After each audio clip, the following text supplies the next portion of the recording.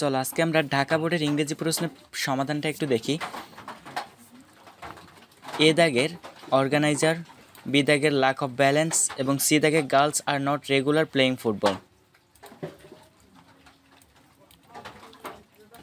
D দাগে house works, ই দাগে to get rid of, F দাগে 6 to 10, জি দাগে ইলেক্টেড পারসন, এইচ দাগে কনসিয়াসনিয়াস, আই দাগে ভিলেজ এবং জে দাগে প্রমোশন। বি দাগে প্রশ্নের উত্তরগুলো তো দেওয়া সম্ভব না। এবার আমরা দুই দাগে যাই একটু। দুই দাগে দেখো এখানে read the following passage to make follow chart showing the names of junk food. কয়েকটা জাঙ্ক ফুডের নাম বলতে বলা হয়েছে।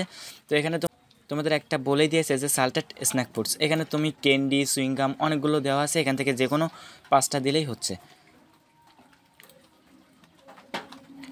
এবার 4 দাগের একটু দেখি। 4 দাগের A ideal, B positive, C country, D prosperity, E welfare, F quality, G helping, H material, I so এবং জে দাগে ইমোর্টালাইজ।